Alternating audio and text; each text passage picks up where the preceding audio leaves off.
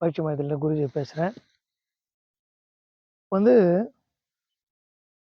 நம்ம முன்னோர்கள் வந்து நாகதேவதை வழிபாடு வச்சிருந்தாங்க. அந்த நாகதேவதை வழிபாடுல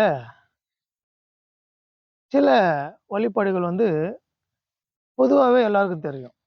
என்னன்னா, அம்மன் கோயில்ல ஒரு அரச மரம் அடியில ஒரு நாகதேவதையோட சிலை வச்சு, அதுக்குள்ள சிவலிங்கம் இருக்கிற மாரி இருக்கும். அது நெறைய பேர் வந்து ஞாயித்துக்கிழமை, வெள்ளிக்கிழமை, செவ்வாய்க்கிழமை அந்த மாரி பூஜை பண்ணி, அவங்க தோஷங்கள் வந்து பரிகாரமா போக்குவாங்க. ஆனா, ஒரு ஒரு மனிதருக்கு வாழ்க்கையே தோஷமா இருக்கும். எப்படி தோஷங்க இருக்குன்னு சொன்னா, அவங்களுக்கு தெரிஞ்சோ, தெரியாதோ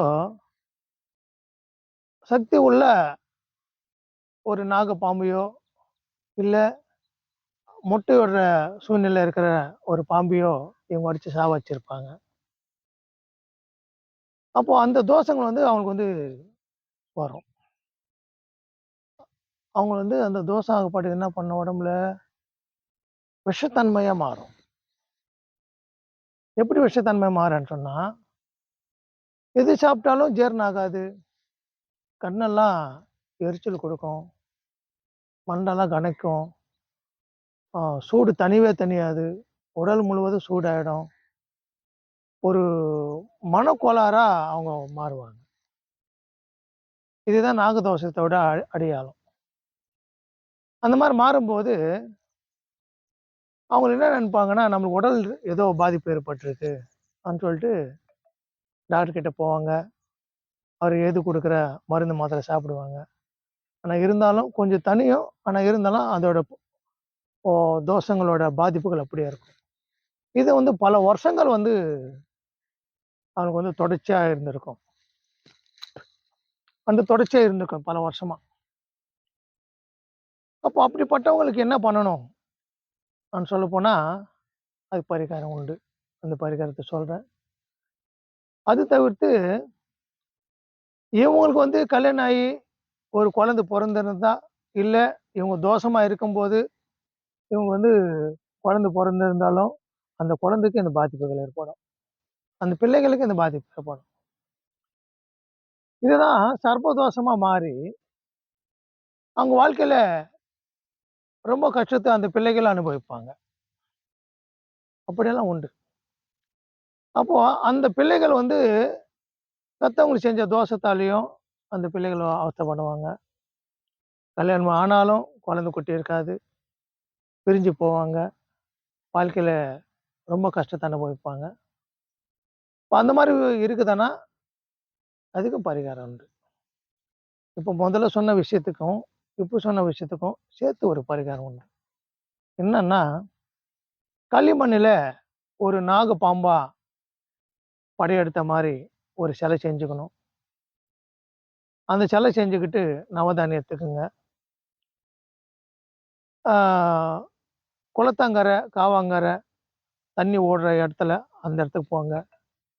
அந்த இடத்துல நல்லா சுத்தம் பண்ணி, அந்த களிமண்ணுல நாக தேவதைய செஞ்சு வச்ச சிலை வச்சு, அதுக்கு மஞ்சள், குங்குமம் வச்சு, அதில வெத்தல பாக்கு பழம் வச்சு, நவதானியம் வச்சு, தட்சணை வச்சு, பசு பாலு, பச்சை பாலு, அந்த பாலு வந்து அபிஷேகம் பண்ணுங்க. உங்களோட பாவங்கள் வந்து கழியும். மொட்டு வச்சு பண்ணுங்க. உங்களோட உடம்புல இருக்க தோஷங்கள் கழியும். நவதானியம் வச்சு சுத்தி தலை சுத்தி போடுங்க. உங்க கிரக பீடைகள் விலகும். கல்யாண தோஷங்கள் விலகும். உடம்புல எந்த மாரி தோஷங்கள் இருந்தாலும் விலகும். என்னன்னா, ஒரு ஒரு மனிதனுக்கு முன்னேறாத காரணம் இதுதான். நாகதோஷம் தான் இருக்கும். கண்டிப்பா இதுதான் இருக்கும். எல்லாருக்குமே யார் வாழ்க்கையில வந்து எல்லாமே திறமைகள் இருந்தும், அவங்க வாழ்க்கையில முன்னேற முடியாத பல பல தடங்கள் வருதுன்னு சொன்னா, அவங்களுக்கு சர்ப்பதோஷம் கண்டிப்பா இருக்கும். அதனால தான் அவங்கள வந்து எது செஞ்சாலும் பாதியிலே பாதியிலே கட் ஆயிடும். முழுமை அடையவே அடையாது. இது சர்ப்பதோஷம். அவங்களும் இந்த பரிகாரம் பண்ணலாம்.